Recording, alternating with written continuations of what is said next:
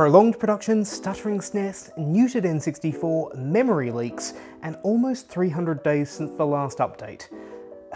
Let's talk about the Polymega. If you don't know me, my name is Retro Brendo, and I have been gaming for 35 years. That's right, I've been gaming for longer than I've been alive. If you're not entirely sure what the Polymega is, it may be because you've been having trouble actually seeing one.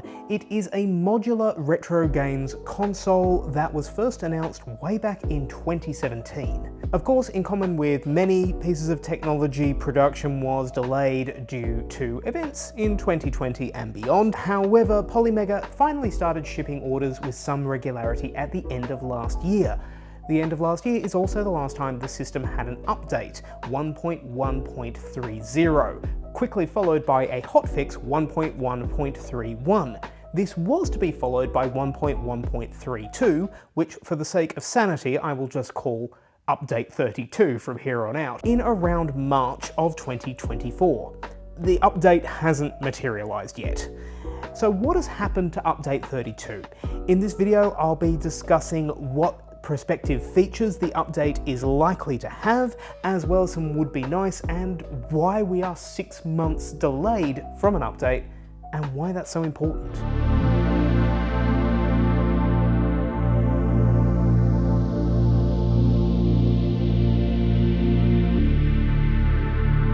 The 30 and 31 updates brought their own fair share of problems. Due to the long lead times of production of many Polymega consoles, Playmage's arrangement with publisher PIKO Interactive had expired, and PIKO Interactive were the main publishers of the included games on the Polymega. So many users who pre-ordered, such as myself, I pre-ordered in 2021, missed out on those PIKO Interactive games. Now they're still apparently there on the Polymega, but they're inaccessible as of Update 31. However, one of the first announcements made about Update 32 is that negotiations with PIKO Interactive were ongoing and eventually successful, and those games would be made available again with Update 32. And that includes games like 40 Winks from the PS1, Rescue the Embassy Mission on the NES, and Tin Head for the Mega Drive/Genesis. Hopefully we'll be able to play those PIKO Interactive games soon. Now there are also some system bugs that are going to be fixed. Some consoles have experienced what we are calling a Wi-Fi bug, where basically if the console is connected to Wi-Fi, it emits a screeching sound. Which, you know, for an internet connected console is not a great thing. It's something I have not personally experienced, but I can understand why it's very annoying. But hopefully, yeah, that'll be solved as well. Screaming console. Even the Xbox 360 didn't do that with the Red Ring of Death. This is not something I've experienced myself, but apparently players have experienced problems with multi-disc games. So think, you know, Final Fantasy 7 or 8, for instance. Apparently Update 32 is going to make playing those games simpler. Now I don't know if that is to do with how it switches between the discs, or how it maintains progress across your save file. We'll be coming back to save files, by the way, but that's going to be welcome news for anyone who is experiencing problems with these multi-disc games, which of course can take a long time to complete. And I can imagine the frustration if you get to the end of disc 3 and something goes wrong with your game. Two surprising consoles that have had performance issues on the Polymega are the Super Nintendo and the Nintendo 64, and I can attest to these ones. The one that really surprised me on Super Nintendo, given that the SNES was one of the launch consoles that worked on the Polymega, is that trying to play Super Mario World, itself a launch game of the SNES, so certainly one of the most common, one of the ones you want to get right, is almost unplayable. There is lag, there is stutter in the graphics, and personally, I don't understand why this is an issue. It didn't seem to be an issue before updates 30 and 31, so maybe that introduced a problem. But yeah, that is something that is being fixed, and apparently that fix was ready in March. And frankly, I would have preferred if the updates had maybe been split a bit. In terms of the Nintendo 64, what we're seeing is some audio problems and some performance issues, but Polymega have spoken a bit about this. So apparently the N64 emulator has some machine learning. So the first time you're playing, the playback may be a bit difficult, but subsequent playthroughs will improve because of that machine learning. That's good. But here's the thing. If you don't know that, and it's not like this is up on Polymega's blog, this information has come from places like Discord or Twitter or emails to customers. If you don't know that, you're just going to think it's broken and you're going to think, okay, well I just won't play GoldenEye, which is a game I had problems with, for instance. The music just kept restarting anytime any other sound effect played. So if you don't know, that's bad. But that machine learning information is in fact sent back to Polymega and pooled. So the idea is, just say, in the case of GoldenEye, I'm playing it, the music isn't doing too well. Polymega learns from that, sends it back to PlayMagi servers as anonymized information, I hope, and then distributes that among the consoles. So the game plays better for everyone, right? That's good. But here's the thing, remember the Wi-Fi bug I mentioned earlier? A lot of people don't have their Wi-Fi switched on because they don't want their console screaming at them, so their data never gets shared. That's bad. But hey, on the upside, I was playing Bomberman Hero and that played pretty well. That's good. Which leads me to the last thing that we're hoping this update fixes. There's a memory leak problem with save states. Like many emulation consoles, one of the selling features of the Polymega is that you can create save states for your games. Here's the problem. Polymega has internal storage, you can also plug in your own storage. But a lot of the time the save states direct to the internal storage, which is only about 32 gigabytes. The save states are creating undeletable, unrecoverable data on the hard drive. And people noticed this because they were installing games to their external storage, their flash drives, their USB drives, their external hard drives, but they noticed the internal memory was going down.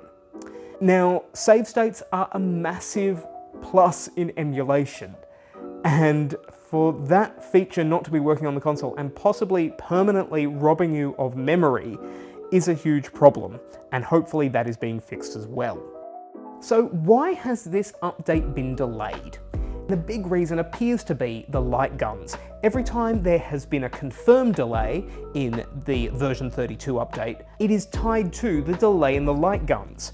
They were due in June, the update was due in March, and then they were going to come in August. And then I believe the most recent confirmed date we had for the update was meant to be the 9th of September in an email to a customer.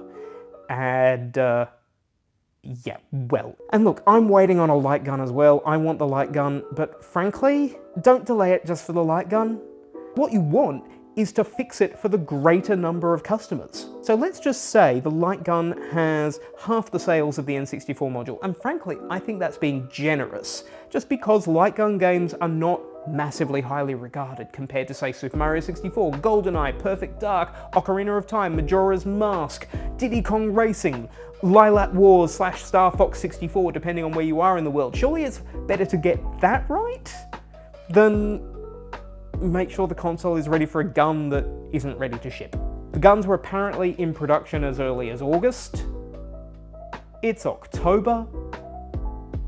Let's just get the update out. Now, before we get into some other features that aren't necessarily tied in to update 32, but have been discussed for the Polymega, please do subscribe if you're enjoying this video and want to see me talk about more retro content, and give me a thumbs up. That'd be terrific. Thank you. There are also a few things that PlayMagi have talked about including on the console, but not necessarily part of this update release. So that starts with Atari compatibility. Atari, of course, have bought a large stake in PlayMagi, not a controlling stake, and announced, with no particular date in mind, an Atari 2600 and I think 7800 module. In turn, Atari also announced that on their VCS and other systems that have their own operating system, the PlayMagi streaming service will be available, i.e. you can install your games and then stream them to another console. Another thing that's been in the works is Game Boy emulation. You can currently install your Game Boy games on the system via a Nintendo 64 controller pack, which takes a while, and currently they're unplayable. Now, I believe I did say something about it on Discord at one point, and I can't remember who, but someone said, no, that's not coming in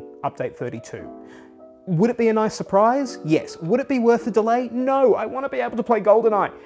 Anyway, two systems that have been talked about very, very abstractly on the Discord. I want to make it clear, this is in no way someone from PlayMagi saying that these are coming, okay? But two systems that have been discussed as being possible future inclusions are the Famicom Disk System, which could plug into the existing NES module via a Famicom adapter, and the Sega Master System. But one of the big sticking points of the Sega Master System is whether to make an individual module for it or whether to use a Mega Drive adapter. Personally, I'd go down the adapter route just because there are things like the Power Base from Stone Age Gamer, there's also the Hyperkin one, which may be able to be made to be compatible, and even the existing Power Base converters originally from Sega. If we could make those compatible just straight out of the box, that would just mean PlayMage have to work on the software side of it and not making a whole new module, which, as we know, production is a problem for PlayMage. So that's the state of play as far as I know it for Polymega's version 32 update. And I just want to say, I can totally understand the frustration with Polymega, the constant delays, the lack of communication. I'm in the middle of it, you know, I've got the system, and there are two consoles I can barely play on it, the SNES and the Nintendo 64. Some stuff works, a lot of stuff doesn't. So I get the frustration. Overall, I'm enjoying the product as much as I can, but yeah, these delays are really frustrating. But let me know what you think down there in the comments. Please do like, share, and subscribe if you've enjoyed this video. And if you'd like to hear my thoughts on how Nintendo can better handle retro games on the upcoming Switch 2, whenever that might be, will we get it before update 32? Oh God. If you'd like to know my thoughts on that topic, please check out this video. Until next time, I've been Retro Brendo, and I've been so happy to have you along today.